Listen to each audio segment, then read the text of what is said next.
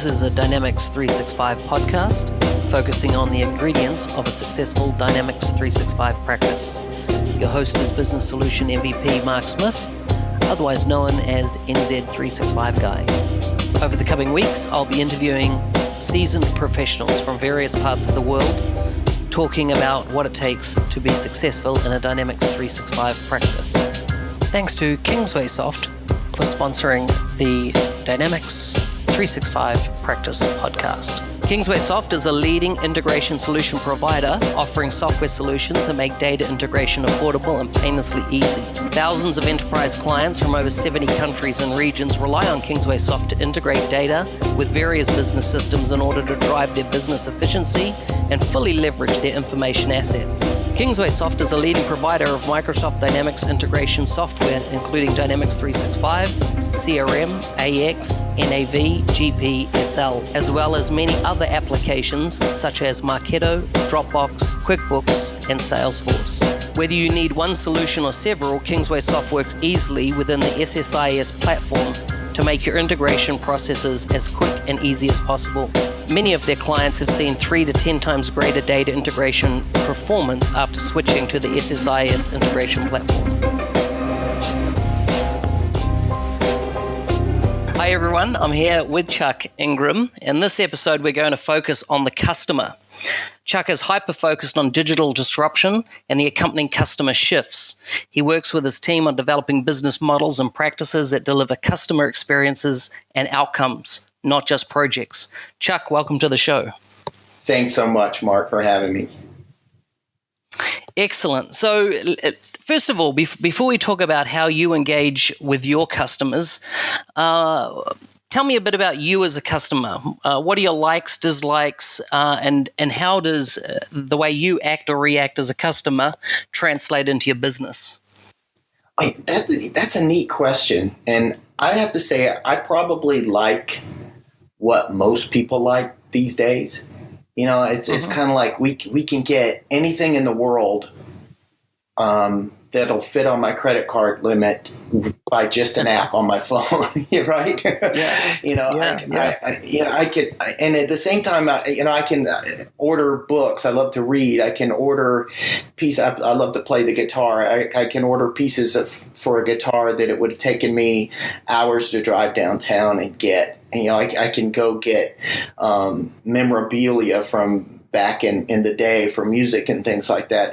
I think my expectations are not unlike a lot of people. It's just everything I can get now.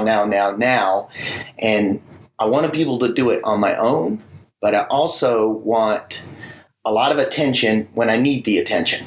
Correct. Yeah. You probably feel the same way. During the purchase, you want to be able to do things on your own, but when I need help, I want it now. And the same thing. It's kind of after the sale. You almost get scared after you've bought something. Think about a big purchase like a car or just something small, and I think that applies to what we do. In a lot of ways, where for so long it was all about the project, and now it's becoming more about the journey and about what the software solution can do for the customer. Yeah. There's you probably remember at CRM UG last year they had Ray Wang come out, and I picked up his book and I've read a lot of what he talks about, and he says we're in I think he says post-sale, on-demand, and attention economy. And I think if you almost walk that out, you say, well, you think about the way Chuck and Mark feel in our normal lives and apply that to what we do with our customers.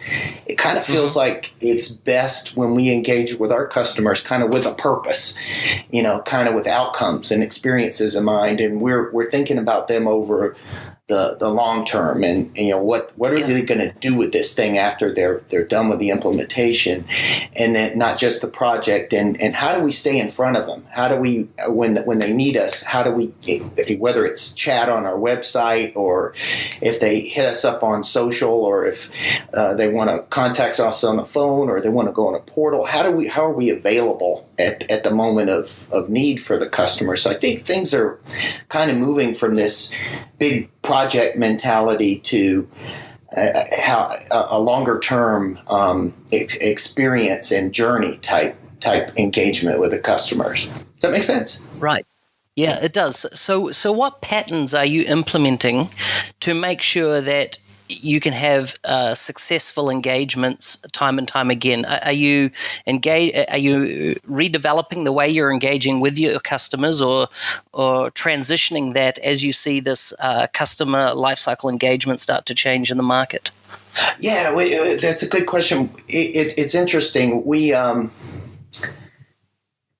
if you think about it, we have, we talked before that we turned the podcast on about our healthcare solution, and we have a really cool healthcare solution, and one of the coolest things about it is the customers that implement that, where we've been able to measure it, they have about a 50% reduction in chronic illnesses that they measure, like hypertension and things like that. And incredible. Man, that's meaningful. We all probably have a family member that is affected by high blood pressure, and hopefully not the things that happen as a result of high blood pressure gone awry. And it's interesting if we kind of take the Stephen Covey approach and begin with the end in mind and think about that outcome and walk that backward through to the very first time that we meet that customer, it gets really cool. And the customer experience people, they do this thing called journey mapping. And we actually did that with our process. We literally looked at where, from the time we met the customer to the time we were going through the sales process and things like that, and then all the way through to the time the project starts and to the various phases in the project, and even certainly after the customer goes live and how we can help them then. But I'll give you a couple examples. When you're doing this journey mapping, they have these things called friction points or moments of truth, and a really important one was at the end of the sales process, when usually, Chuck and Mark and folks like us are like, well, we just won this opportunity with the customer. Now it's going to be a project and we're really excited. If you take yourself out of your head and put yourself in the customer's head, they just went through this big selection process, and they had these internal discussions about what to focus on in this negotiation. Did we make the right decision cutting this scope to get the price to where we needed it to be with our partner? And they're worried, and we've got day jobs, do we have enough time to be involved with this project? And when Chuck and Mark get here, are we going to be able to give them the time? And they're stressed. So we actually, it's funny, our vice president of sales, Kevin Armstrong, and I were having a conversation, and this started when we had a project where a customer wanted a really fast start date and the resources weren't ready. And long time ago, Kevin owned a restaurant. And he said, when the food's not ready, you got to spend even more time with the customer, bringing them, some appetizers on the house, or the iced tea extra. Can I get you a drink and things like that? And somehow that morphed into. I said, well, if we're going to do that, why don't we take that time to take this, quote unquote, moment of truth and walk that out into like the P90X of getting ready for a project. I like when you think about the times you've, January the 1st, you've gone to, I'm going to work out this year. This is going to be the year that I'm going to be the workout king. But if for some reason, if you just sign up for the gym membership, it's like the people that I know that stick with it. It doesn't matter if it's CrossFit or P90X or if it's a program, they'll do it and they'll stick with it. And if it's just go to the gym and do chest this day and back this day and legs this day, it's something got in the way. And I wasn't ready. So we literally tried to suss out what were if the customer had 10 days to get ready to have the very best project in the world. Let's look at what success looks like. I love Tim Ferriss, and he kind of the 4 He's one of my favorite authors. I'm looking at his Tools of Titan book right now. And great book. Yeah, it really is, and so very well, he subscribes to deconstruct what success looks like, and we've tried to do that in 2 or 3 of these moments of truth, and this one ended up manifesting itself in this thing we call 10 Days to CRM Success. And it's literally, you can go through, and we have an ebook and that kind of thing, but it literally, you can walk through day one. Oh, we got to establish the vision and objectives, and then here are the activities to do to get that done. Day 2, and day 1 is the outcomes. You and I talked about it at the beginning of this session. Day 2, assemble the team. Day 3, activate the team. Day 4, define the experience. Because remember, we're not doing transactions anymore. We want experiences and outcomes. And day 5, it's assess the business processes. Day 6, learn the canvas.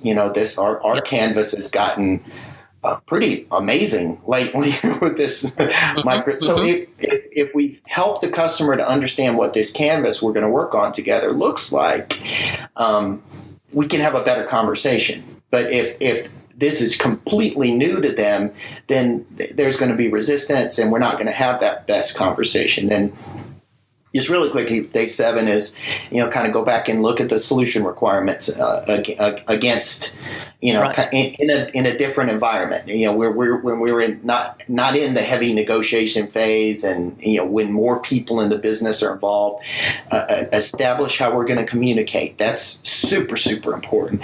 And nobody ever wants to talk about it, but you also on day 9 we talk about risks. And the last one is serve the users. Figure out how we can help. What are the job impacts people are going to have? What are the time that the users are going to have to invest in making this successful? How are we going to plan intentionally post-sale? Again, another Ray Wang thing. Post-sale to help the users adopt this solution. So that's kind of the 10 days at a glance. And the funny thing is, you and I are a little more focused on what we call CRM, and now it's a piece of Dynamics 365. We ended up finding that this was something that we could do for our business consulting team. Really walk this out to be able to do it for CRM and for ERP as well. So we can have it for the different types of projects to help the customers get ready for success. So you must be seeing, if you're implementing that consistently across multiple delivery teams, you must start to see some real repeatable consistency starting to come out now. We have I'll try to say it the right way. When I arrived at Tribridge, we were in a market where you could kind of hire really smart people, and they could lead the customer because they knew the product. Correct. And I think a lot of, I worked at Microsoft for a long time, so I a lot of partners were kind of in that same spot. And now we're in a little different time where the customers can, they get YouTube Red. They can learn everything about the product with no commercials. Exactly. Yeah. They can listen to this podcast and learn all kinds of stuff about the product. So it becomes about the how, and the fact that we've done this, 500 times, and here's when we actually have taken this deconstructing success to another level, and we tried to build our methodology into the product.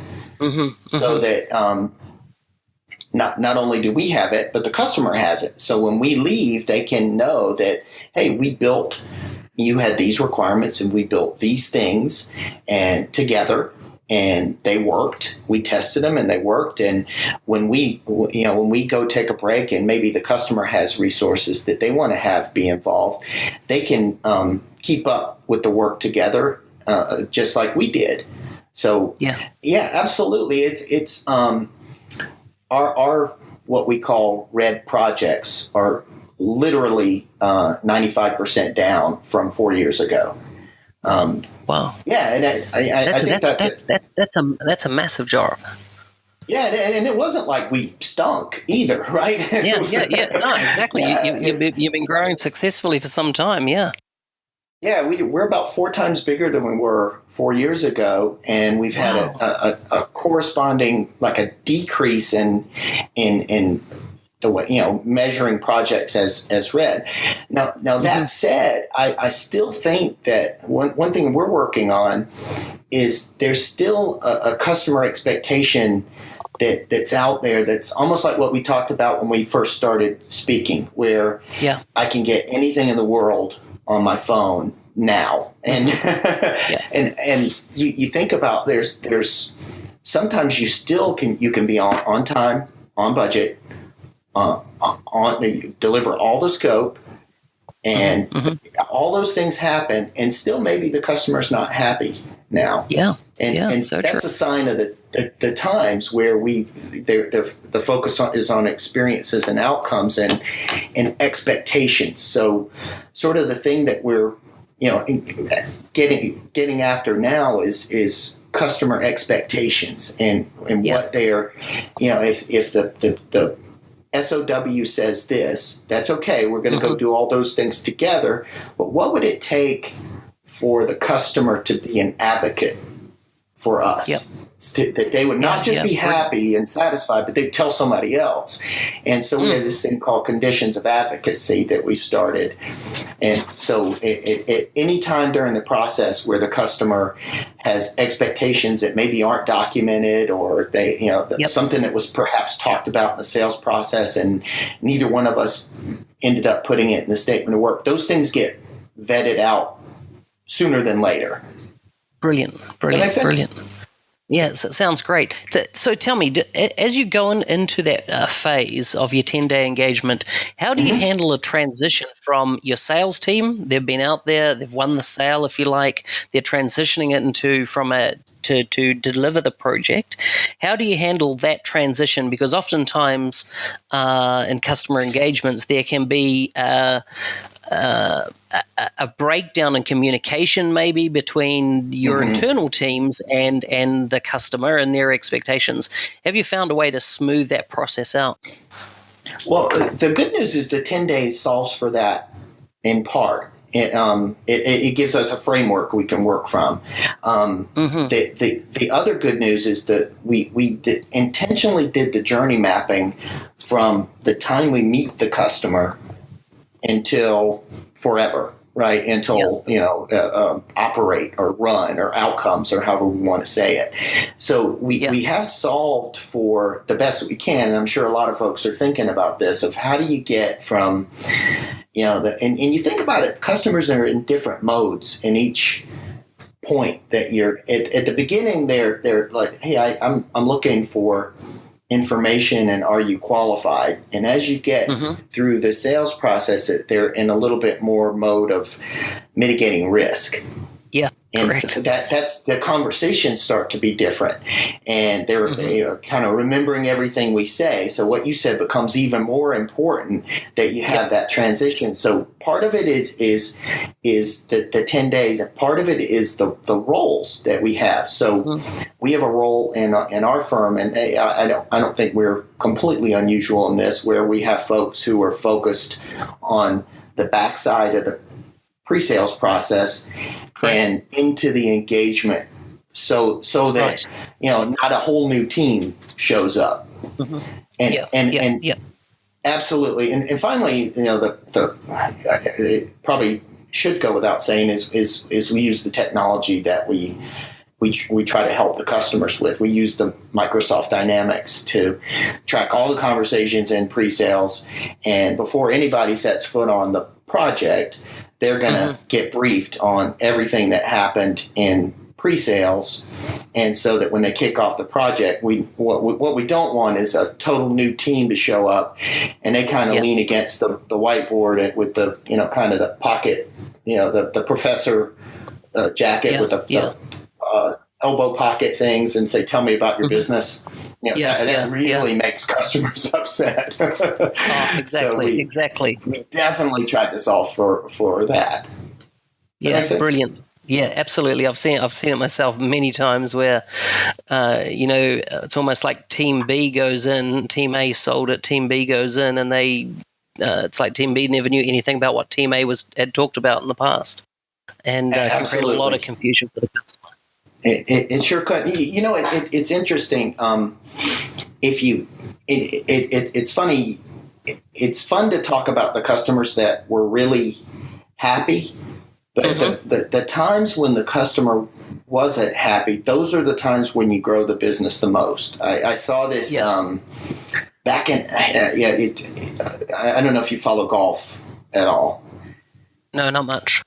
Well, there was a golfer named Greg Norman, and he was famous for being, he was from Australia, and he was famous for being amazing, and he won tons of tournaments, but he kind of fell short in a couple of key moments in his career. And he said, when you win, you go and you have, knock back a couple beers, but when you lose, that's when you go deep and you go learn stuff, and you kind of work through what we were on time, on budget, knocked out all the scope, and the customer's still upset. How do we solve for that? So that those are things that I'm sure a lot of us are really focused on.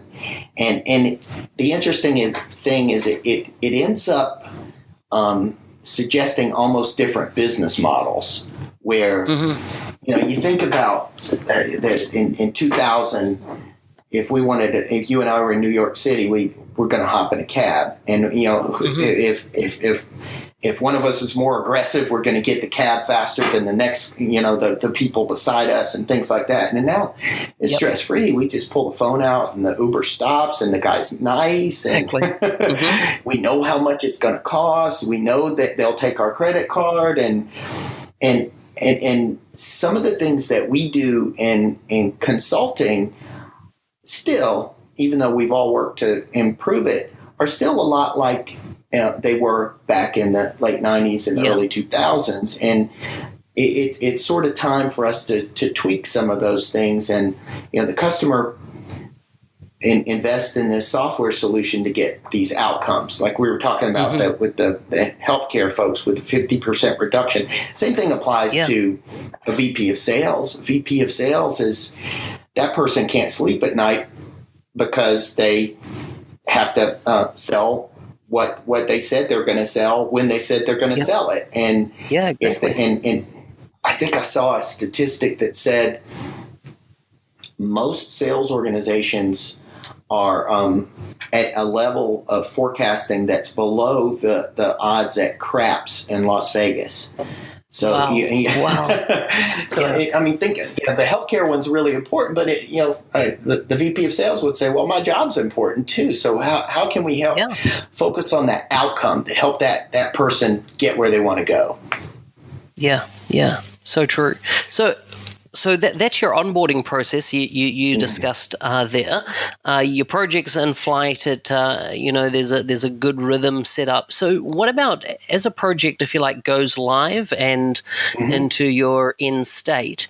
How do you maintain, let's say 6 months, 12 months, a year and a half later, that rhythm though with the customer? Because if you like, oftentimes you're never going to leave the customer. How do you maintain the rhythm of communication and engagement and still have them feeling like, they're going on a first date with you to some degree and wanting to, maintain a healthy relationship with the organization? I think you said the key word is relationship. And you think about a lot of the quote unquote projects that we do and we're done and we dump tons and tons of features on a customer. And, there's a natural conflict that happens inside the customer's organization. And then this negotiation process where the leadership is not incentivized, but has a goal to get the best deal for the organization. So they're going to buy as many features as they can. and get the shortest timeline as they can because it costs less.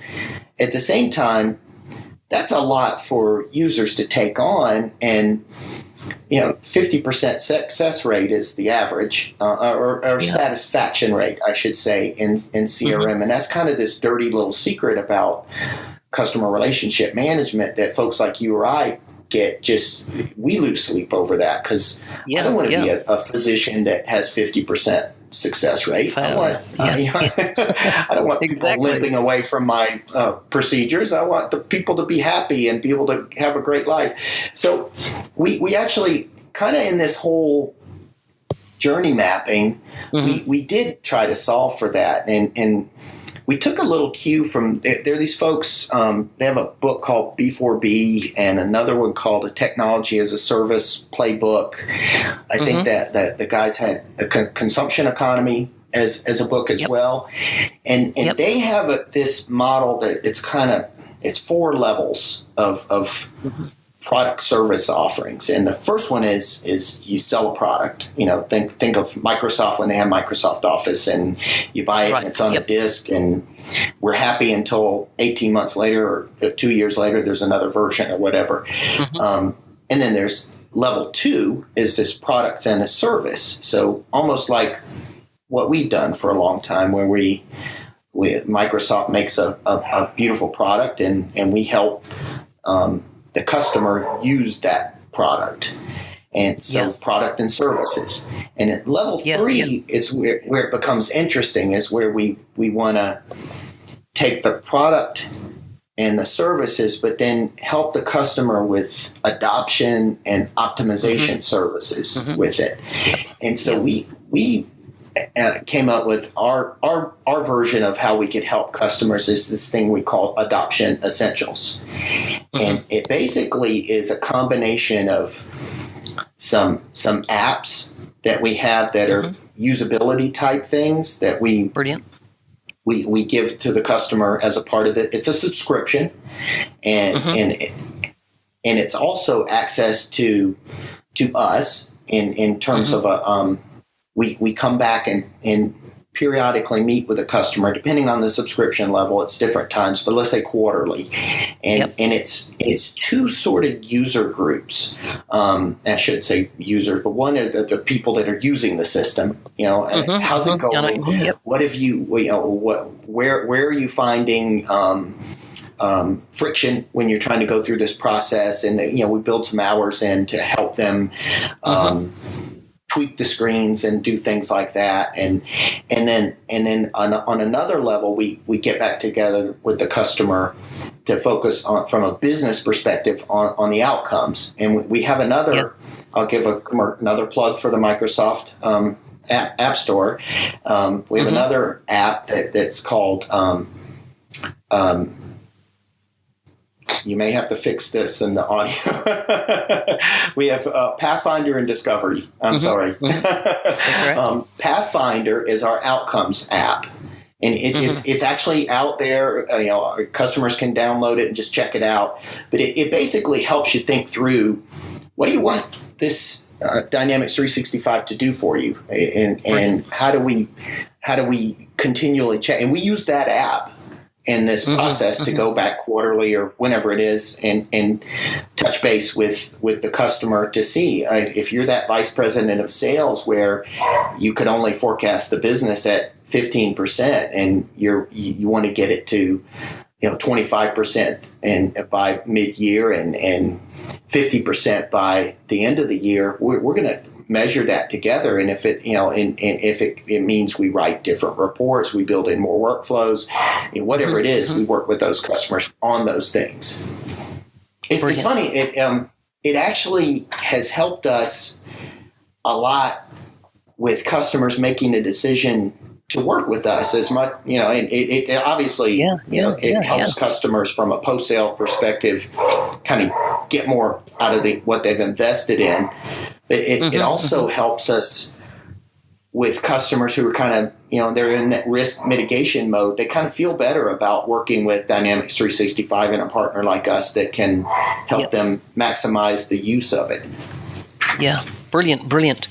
So just to change gears here slightly and to look at customer engagements that haven't been successful, particularly, let's say you've been in a position in the past, I'm sure you have, where a customer has come to you, they've partway through a Dynamics project potentially, maybe even with another partner, or they've tried to build it themselves and they've run into difficulties. How do you take a customer that, if you like, is already burned and turn them around and get a project or an outcome, if you like, that really meets their needs?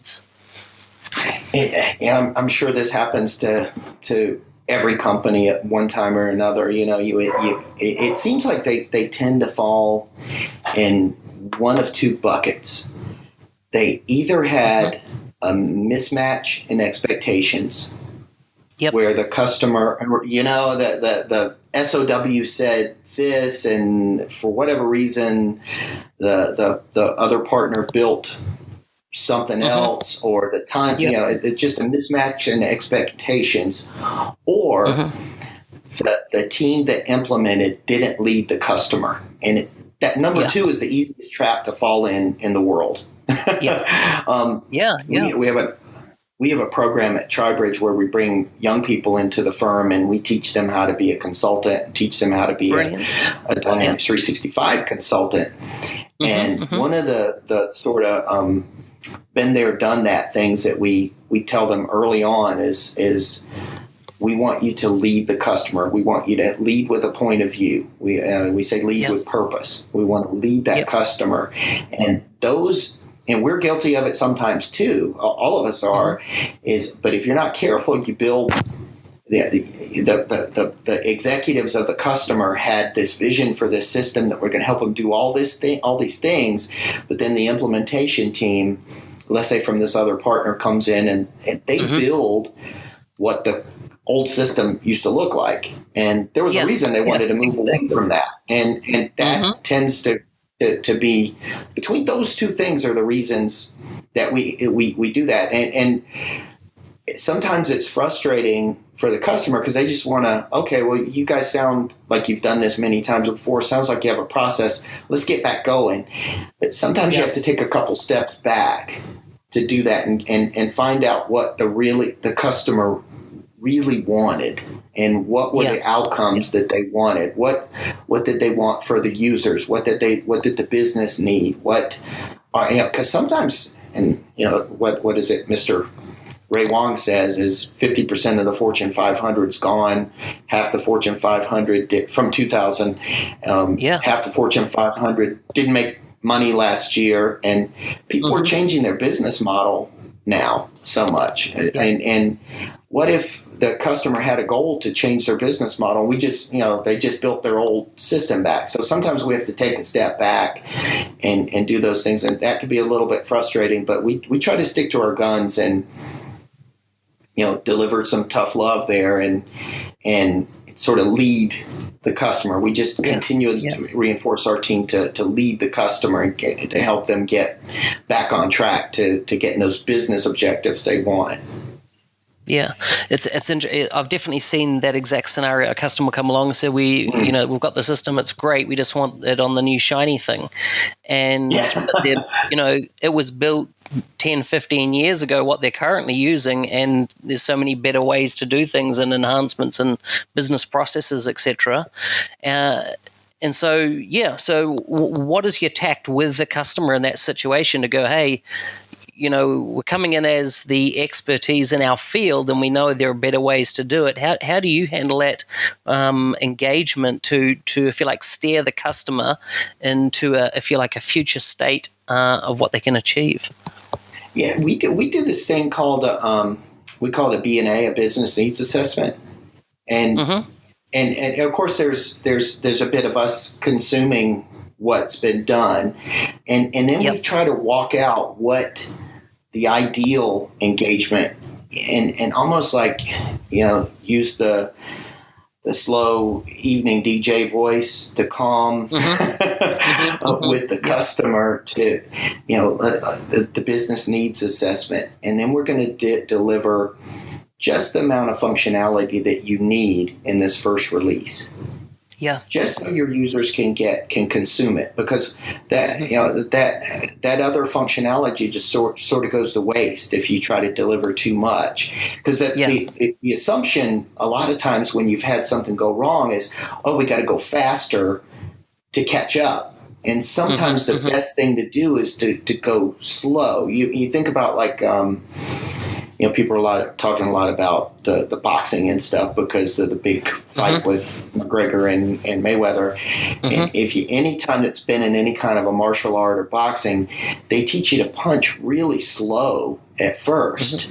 And then the more you do it, it's like lightning, or the people who are good at it. So sometimes we have to.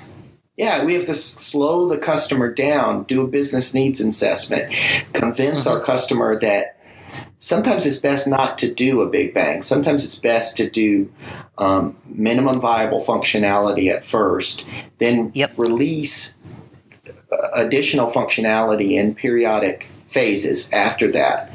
And then kind of like you and I talked about before, have an intentional plan and a focus on that adoption and optimization to help those users absorb that functionality as we're going to kind of bring it forward in a way they can consume it. And then finally, keep that focus from that business needs assessment engaged with the leadership. So that's kind of, if I had to say, our and it's not secret sauce really at all. I mean, I'm sure any partner in the dynamic space who said, what does the best engagement that we do look like? It looks like that. It's not a giant project that happens really fast, hardly ever. It's usually one where we come in and we sit down with a customer and work with them on their business. We deliver just the right functionality up front. We have plans to release that in phases, and then we have this intentional focus on the adoption and the outcomes of the and when we do that, it seems like it's hard for things to go wrong. So true. So true. So you've mentioned adoption a few times. Do you formalize how adoption is carried out as part of your project delivery to make sure the customer, gets those full benefits? I'm sure you've heard of ProSci, and there's various other equivalents of ProSci in the industry around adoption. Do you have a systematized method to make sure that the adoption is received from the customer side? Well, we certainly try with our program that we call Adoption Essentials. That's our taking, like you and I talked about earlier, our Tim Ferriss, our let's deconstruct where adoption has been awesome. And make that a program, and it's a subscription for us, and like we were saying before, it has three pieces to it. It has, and that's how we walk that out, where it's a little bit of technology, it's a lot of ongoing engagement and measurement. We use some apps to help us measure it, and then we've got some tools, a portal and some self-service tools that the customer can use to help themselves as well. Yeah, brilliant. I'm going to ask you now about difficult customers. I'm sure that you've had them across your career. I'll give you an example of one I've had is that the customer, the project's kicked off, the customer's brought an external contractor in to represent them from a project management point of view. And fundamentally that individual is misaligned with even the organizations that they're representing side of things. How do you proactively handle where you feel the customers, what they're asking for is not going to achieve the outcomes they need? They're difficult. How have you effectively handled that? Yeah, especially it's really tricky when a situation like you said, Mark, where it happens in flight. Because what it does is even if you've done everything right and you did the 10 days and you had a great pre-sales process, and maybe you've even done the initial phases of the project really well, that can really be a challenge, because maybe that outside contractor has come in and has a goals to reduce the timeline, and you know that maybe is not a good thing. So what we found is a couple things. One is to make absolutely sure that we have our communication structured and in place. So for executives, I would actually immediately treat it as a red project, even though it's not a red project technically. Yeah, brilliant. And we'd have the weekly comms with the executives, with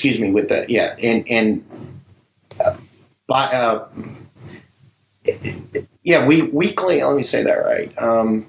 I'd have it monthly with the execs, weekly with the project team, and depending on where we are in the project, if we're not having the success we want with that communication, we have to have our escalation process in place so that when we and the contractor are not agreeing, that we can say, okay, respectfully, we need to go and talk to the executive leadership team. What we've also found, even when things are going very, very well, during the testing time, we believe that the communication has to be daily, because that's when the users are absorbing the most change.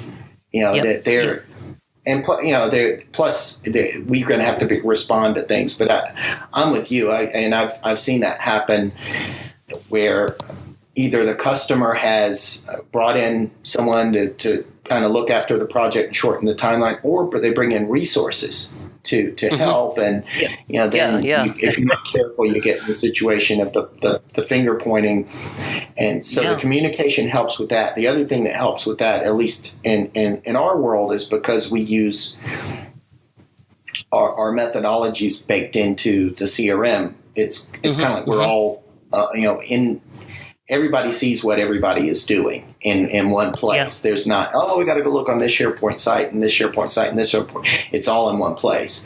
It may actually be in SharePoint sites, but they go to CRM to see it, by the way.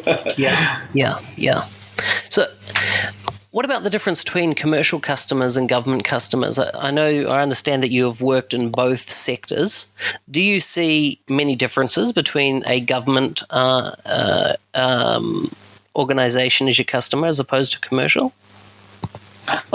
Mostly, it's funny. I've been blessed to work with some really, really, really big customers on both the commercial and the public sector side. We have a number of really big public sector projects going on right now, and to make a little joke, if I'm not careful, I can mess up either one. In theory, there's more rigor in the enterprise public sector side, but and less politics on the commercial side. But I can almost argue that I have commercial customers that are extremely small, where literally they're afraid to tell the dad about scope creep, because the dad's the guy that writes the checks. So it ends up being in a lot of ways, the public sector, the rigor around public sector with the fixed price and thing, it does snap everybody to attention, and it does give you the ability when because we do the project with the customer, not to the customer. So when one of us is missing, it does give us a vehicle to have that conversation. And two, if that conversation wasn't fruitful, we have an escalation process. I think really when it comes down to it, the public sector, the purchasing process is a little more structured, is where it ends up. Absolutely. You know, I think the commercial buyers have become more, in some ways, more like the public sector buyers, because people are so risk averse now. There's committees and you know, they know a lot about you and they know a lot about the solution before they even call you. So it ends up being a little bit more like public sector than it did maybe 7 or 8 years ago. I do think the buying process in public sector, because sometimes they have rules that where if everybody qualified, the low bid is the low bid, even if they're pretty sure that one party can do the work better than the others, if that makes sense. Yeah, exactly. No, totally does. Seen that quite a few times. So tell me then, what do you see the future of the customer engagement side of things with the Dynamics practice? Do you see it changing much? You know, we're seeing more and more in the consumer side of the customer, where the customer says, "Don't treat me like like all my peers or others. Treat me as a customer of one. You know, I want unique attention," that type of thing. And yes.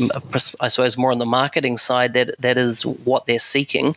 What do you see going forward? How are partners that run Dynamics practice going to need to pivot more when it comes to customer engagement? I couldn't agree more with the I think some people say mass consumerization, mass personalization. That kind of thing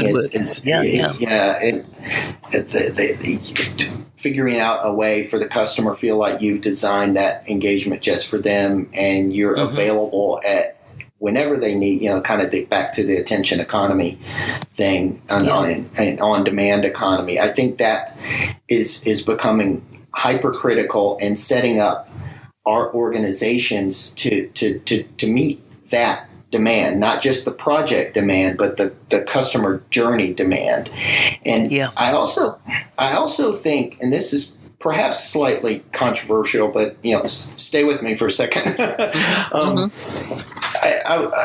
I've been thinking a lot about the way that we engage with our customers, and if you think about what you and I just talked about, that okay, well, we're going to do multiple projects for a customer over a long, long time and hope they get what they want.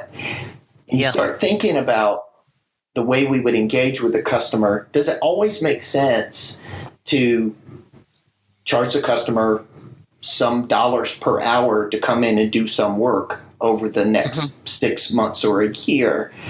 Right. Or do we start to think about other business models? So think about like these traffic signals where you go through it, and if it was yellow when I tried to go in it, and oops, it turned to the red, and I got a ticket. So the way that I just said, the normal way, quote unquote normal way. So Mark and Chuck are the traffic signal company, and we use the old school way.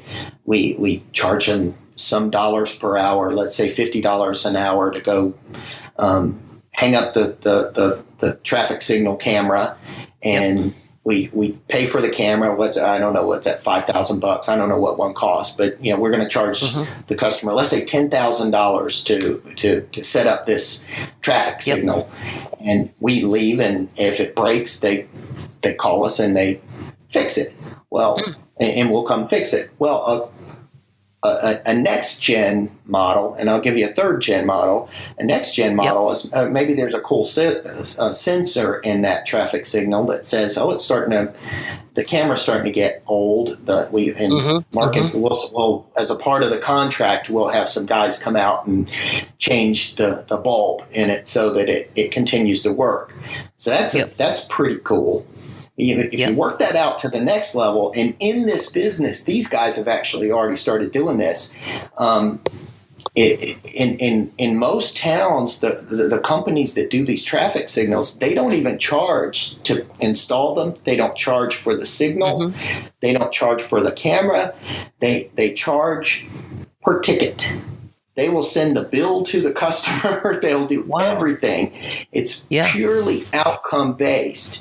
And I think you and I just now guessed that we're going to charge $10,000 to put one of these things up. I don't know if it's 5. I don't know if it's 20. There's a traffic signal in Texas where this company made $1 million on one traffic signal. Every year they get $1 million. So the old way, $10,000. New way, $1 million per year. And it's never down because Mark and Chuck have a reason to keep this thing working forever, because we both get revenue. Yeah. Yeah, it's definitely interesting. It is, and even from a Dynamics perspective, I remember Bob Stutz saying a couple of years ago when he was running the team there that he ultimately believed the sales model for a piece of software would be purely on its usage. So if you got an outcome, you carried out a search, you'd get billed for the search, if you like, rather than billed up front for the software. In other words, it was just basically the utilization of it. Every time you run a workflow, you'd get billed for that workflow, if you like. And so a totally different consumption model. Very interesting. Pay by the drink, and it's kind of, you got to walk that out. It almost feels like you could have a model where it's consumption based with an element of outcomes, or it could be an outcome based model. Yeah. I do feel like that it'll kind of change a little bit versus our kind of bill for the time type model. Yeah. Interesting. So in the next 5 to 10 years, what do you see happening, broad stroke in the dynamic space? We've seen massive changes in the last 3 to 4 from Microsoft. If you had a crystal ball, what do the next 5 to 10 years look like? Wow. I think the bringing the ERP and CRM into one place was probably not. Other companies have done that in the past, but the way they did it with the common data service and the ability to pull things out of it in the context of the way people are doing their work, could be pretty transformational, and it almost could enable some of these kind of really neat business models that we talked about, where we're pushing information out to people that it just like at the snap of the finger, where they could help them take care of their jobs better, and so it ends up, you think about what's happened with digital transformation. It's opened up whole new industries. They said the iPhone put 27 industries into disarray. But you think about the millions of jobs that it created from companies that are building apps. So, and you start to chunk that out and think about how something that's kind of disruptive like this Dynamics 365 and all the apps that you can have and all the workflows that you can have and presenting information to people, it can help users change their job to kind of transform their job to take better care of their customers, and they kind of feel entrepreneurial. It can take business people to change their division or their company, and they can kind of become more entrepreneurial. Or it could take the real disruptors, and I'm gonna do pillows that you use it for a week and you put it in a box and you get a new fluffy cool pillow every. It's who knows but this. I think that this Dynamics shift that these guys have done from Microsoft it's going to free up entrepreneurial spirit in our customers and in partners that we couldn't do before. You think about companies that kind of feel like their hands are tied. Oh, God, my information's all siloed and the CRM doesn't talk, and we've got this old thing here and thing here. And then I'm working on a little blog, and it speaks about the country Estonia. And do you know much about Estonia? I don't. I flew over it recently. That's about it. Well, the interesting thing, I'll tell you a quick story. First, I like it because our marketing leader at our firm is from originally, her family is from Estonia. But I saw a cool story in a book called Citizenville, where this guy, his name is Gavin Newsom. I think he's the lieutenant governor of California now, and he's kind of one of these guys that's on the rise. He was meeting with the president of Estonia, and he was all prepared to brag about how in California they could pay their traffic tickets on their cell phones. Right. This was a couple years ago, but still, he was, and this guy from Estonia was very polite, but didn't seem too impressed. And it turned out that Estonia was a part of the former Soviet Union, and when they broke apart, they decided not to let's start over and be mobile and be digital. Yep. And they, it's like everybody that lives there has 2.5 cell phones, and they believe that right to access to internet is a right, and they some really cool they were the first country to do digital voting, and so this guy wasn't really impressed that they could pay cell phones on his traffic tickets on his cell phone.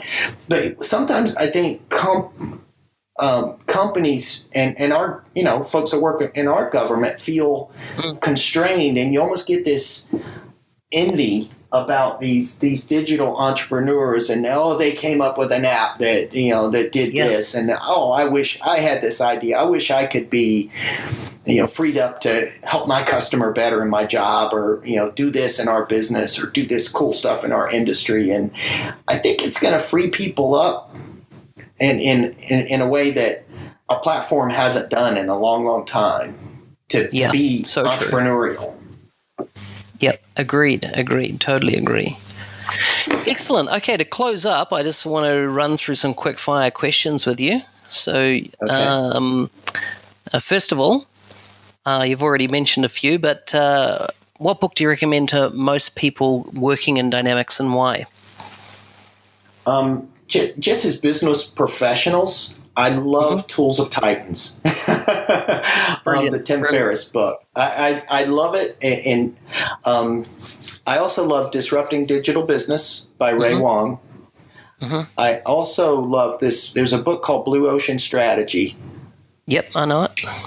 I love that book, and we've made friends at our firm with a very smart lady named Robbie Kellerman Baxter, and she wrote a book called The Membership Economy.